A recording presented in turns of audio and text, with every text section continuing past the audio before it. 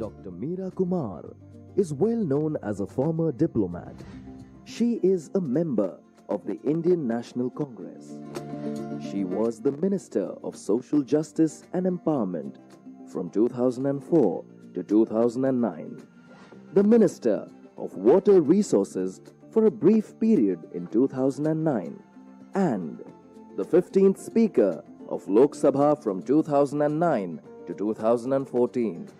Dr. Kumar joined the Indian Foreign Service in 1973 and was posted as a language trainee at the Embassy of India in Spain. During this period, she obtained a diploma in Spanish. Later, she was posted at the High Commission of India in United Kingdom. After working as a diplomat for over a decade, she quit the Indian Foreign Services in 1985 and decided to enter politics after being encouraged by her father and the then Prime Minister of India, Rajiv Gandhi. Dr. Kumar worked as a social worker during her youth, actively participating in movements supporting social reforms, human rights, and democratic ideas. She was appointed as the chairperson of National Drought Relief Committee, constituted by the Congress during the 1967 famine in the region of Bihar.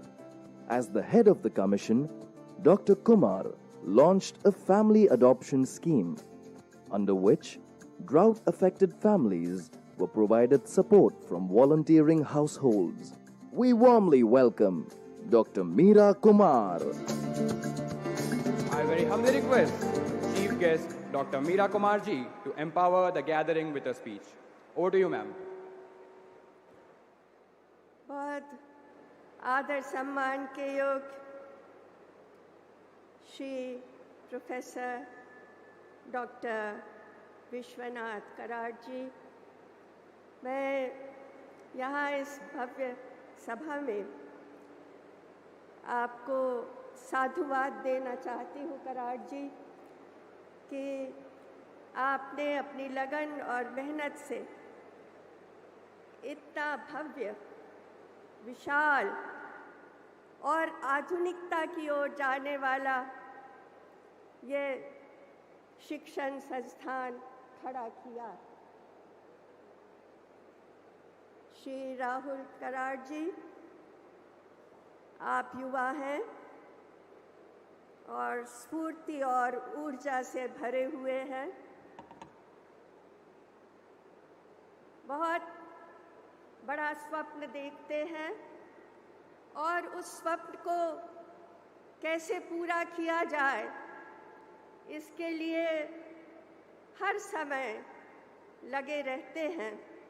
मैं आपको बहुत बहुत शुभकामनाएं देना चाहती हूँ। यहाँ पर शिवराज पाटिल जी इस मंच पर उपस्थित हैं। मैं जब स्पीकर बनी तो मैंने सोचा जितने हमारे पूर्व स्पीकर रहे हैं, मैं सबके पास जाऊं और उन्हें प्रणाम करूं और उनसे उनके अनुभव के बारे में सुनूं। तो सबसे पहले मैं शिवराज पाटिल जी के पास गई। आपको बहुत बहुत प्रणाम। यहाँ मंच पर राघव चड्ढा बैठे हैं। आप इतनी कम उम्र में इतनी ऊंचाई पर पहुंच गए हैं। मेरी शुभकामना है कि आप और भी ऊंचाई पर पहुंचे। यहाँ राशिद किदवई जी बैठे हैं। बहुत सी बातें जो मेरे मन में थी कि मैं कहूँ, वो तो आपने कह दी, इसलिए मैं उन्हें दोहराऊंगी नहीं। श्री प्रोफेसर तपन पांडा जी, श्री हिमनंद शर्मा जी, श्री कमल पांडा जी, श्री तकम रिगमन जी, श्री प्रत्युष पटनायक जी, कुमारी गार्गी भंडारी जी और यहाँ सीपी जोशी जी को भी मैं बहुत बधाई देना चाहती हूँ। ये जो सम्मान उनका हुआ है वह बहुत ही, उससे सम्मान की भी शोभा बढ़ गई है।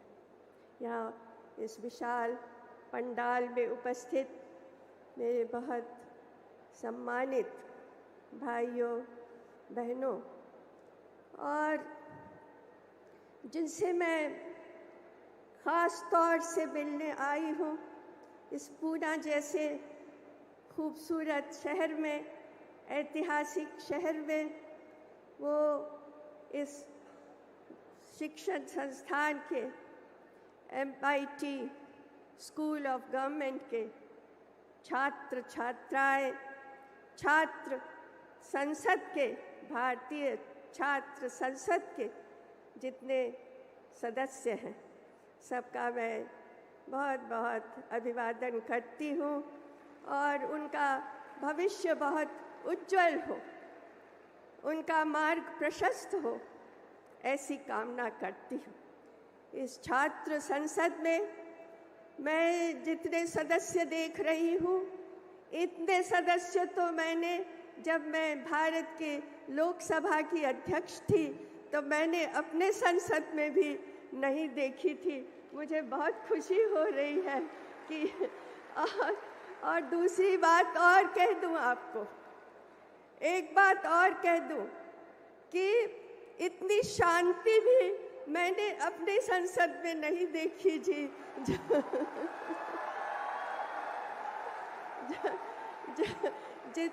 जितनी शांति से आप बैठे हैं, और एक वायदा आपसे चाहूँगी कि जब आप चुन करके भारत के लोकसभा और संसद में बैठे तो इतनी ही शांति वहाँ भी बरकरार रखें।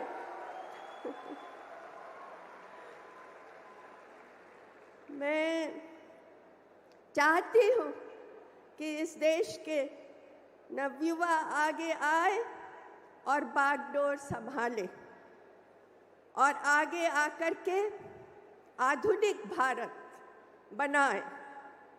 ऐसा भारत जहाँ पर जात पात नहीं हो, जहाँ धर्म और मजहब को लेकर के नफरत नहीं हो, जहाँ स्त्रियों का सम्मान होता हो, ऐसा भारत आप बनाएं।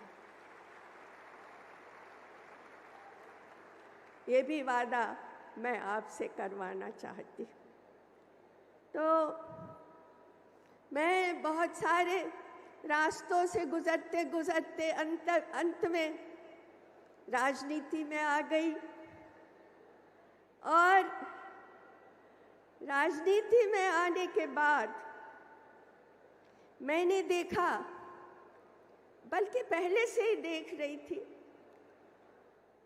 कि हमारे देश से अद्भुत तो कोई देश ही नहीं है। अमेरिका के राष्ट्रपति ओबामा भारत आए तो मैंने उन्हें निमंत्रण दिया कि आप आकर हमारे पार्लियामेंट में भाषण दीजिए, क्योंकि आप आधुनिक अमेरिका के प्रतिनिधि हैं। आधुनिक अमेरिका क्या हुआ? वहाँ रंग भेद है, श्वेत अश्वेत के बीच में बहुत बड़ी खाई है। आधुनिक अमेरिका ने उस खाई को पाट दिया और ये ओबामा ने किया, और एक ही दफा नहीं, 2 दफा वो वहाँ के राष्ट्रपति बने। मैंने उन्हें कहा, आप नई दुनिया की नई रोशनी है, आप हमारे संसद में जरूर आकर भाषण दीजिए। तो आए थे। मैंने उनसे कहा, हमारी जो संसद है, भारत की जो संसद है, वो केवल कानून नहीं बनाती। संसद का काम होता है कानून बनाना, legislature. It is supposed to legislate. तो मैंने उनसे कहा Our parliament does not only legislate, it also is an agent of social change. तो हमारी जो संसद है वो निरंतर समाज में कैसे बदलाव लाए, सबको बराबर करे, सबको सम्मान दे, सबकी सुरक्षा करे, सबको आदर दे, सब हाथों को काम दे, सब पेट में खाना दे, उसका इंतजाम करती है और वो सोचती है, सिर्फ कानून नहीं बनाती। जब मैं बाहर जाती थी, कॉन्फ्रेंस होती थी, तो मैं एक ही बात कहती थी, अपने देश में नहीं, बाहर के देशों में, India creates the biggest, largest level playing field in the world when it holds its general election. इससे बड़ा लेवल प्लेइंग फील्ड दुनिया में और कहीं नहीं बनता है जब हमारे यहाँ इलेक्शन होता है और हमारी इलेक्टोरेट, हमारी मतदाता की संख्या पूरे यूरोप और पूरे सभी देशों, वहाँ के यूरोप के सभी देशों के जितनी जनसंख्या है उससे ज़्यादा हमारे मतदाताओं की संख्या है।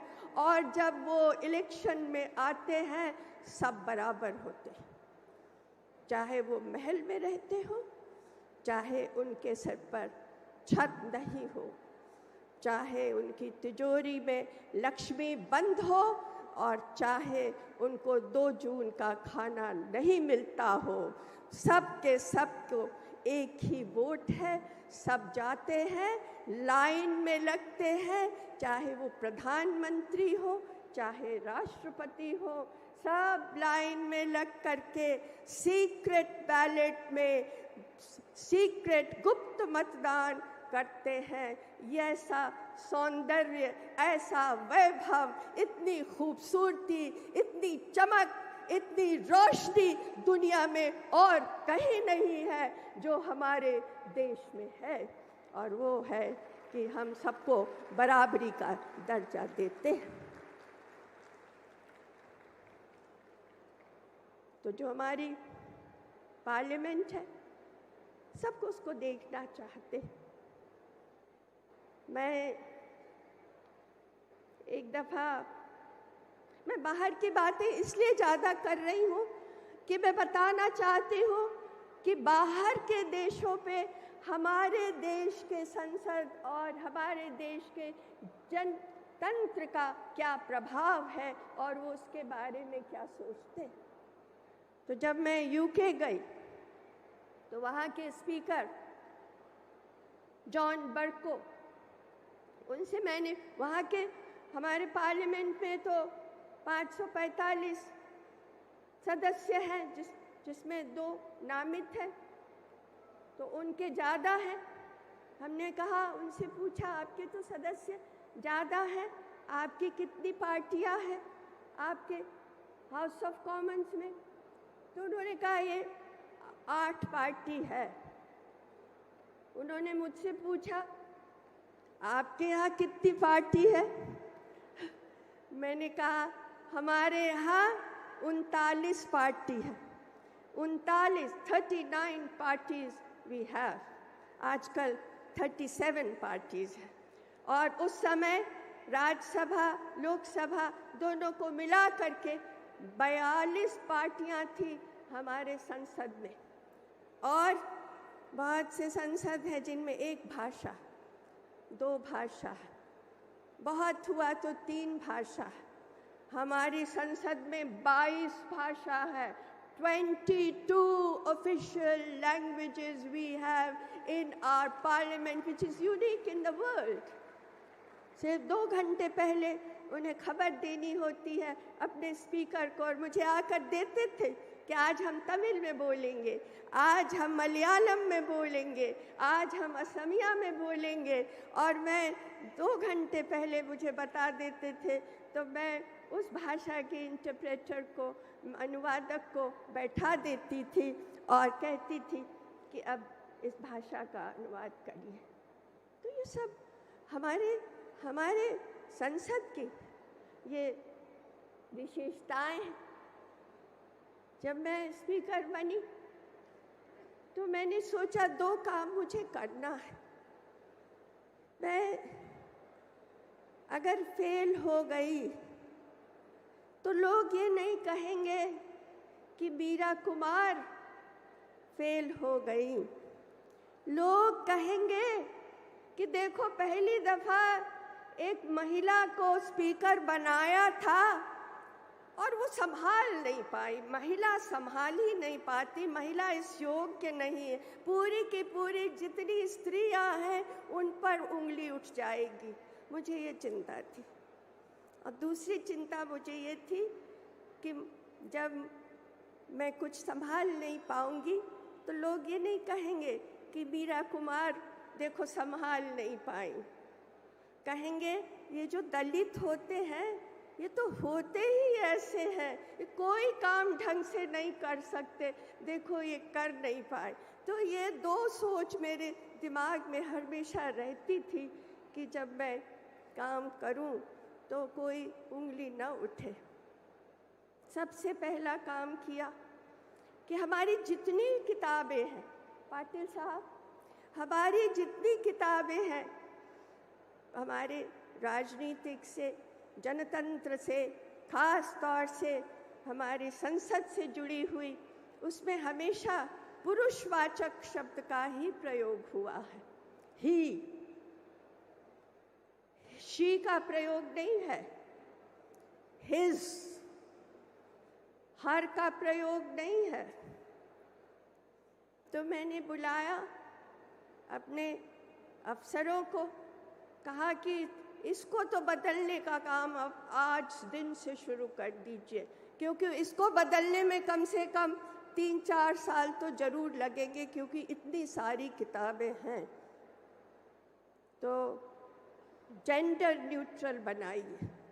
ये हमने, बहुत से लोग कहते हैं हिस्ट्री में तो हिज और हर स्टोरी दोनों ही लिखा है। मैंने कहा ऐसा तर्क मुझे नहीं चाहिए। यहाँ पर जेंडर न्यूट्रल हर पुस्तक जो है पार्लियामेंट से संबंधित वो होनी चाहिए। तो वो हो गई। इस बात की मुझे बहुत खुशी है। और दूसरा, एक दिन मैं संभाल रही थी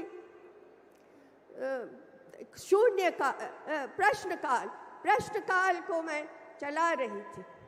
एक प्रश्न पर आई, जिन्होंने पूछा था वो नहीं थे। अब बता रही हूँ मैं आपको, आप लोग जब चुनकर जाइएगा तो ऐसा मत करिएगा, जब प्रश्न पूछे तो जरूर संसद में हाजिर लोकसभा में रहा करिएगा। तो वो नहीं थे। फिर दूसरा पूछा, वो नहीं थे। तीसरा पूछा, वो नहीं थे। एक दिन में प्रश्नकाल में 20 सवाल पूछे जाते, मैंने 20 को पढ़ लिए, 20 को पूछने वाले वहाँ नहीं थे। तब मैंने कहा ठीक, तब मैंने कहा कि आज से, और जब प्रश्न पूछे जाते हैं अगर उनको पूछने वाले नहीं हो तो वो प्रश्न फिर चला जाता है, विलीन हो जाता। तब मैंने कहा कि आगे से ऐसा नहीं होगा। अगर आप प्रश्न पूछें तो उसके बाद उसको पूछने वाला हो नहीं हो, the question becomes the property of the house, तब उसको ऊपर पूरी चर्चा हुई। तब से वो नियम बन गया। अब घंटी बज गई, और देखिए मैं घंटी की बहुत वो हूँ, पालन करने वाली हूँ, क्योंकि मैं जब घंटियाँ बजाती थी तो लोग पालन न करे तो मैं कहती थी कि ऐसा न करो। तो मैं चलती हूँ और अपनी शुभकामनाएं आप सबको देती हूँ। और मेरी शुभकामनाएं हैं कि वहाँ जो छात्र संसद में बैठे हैं वो एक दिन संसद में आकर बैठे और इस देश को आधुनिक भारत बनाने के लिए पूरी अपनी चेतना, अपना श्रम, अपना विवेक सब कुछ लगा दे। जय हिंद, नमस्कार।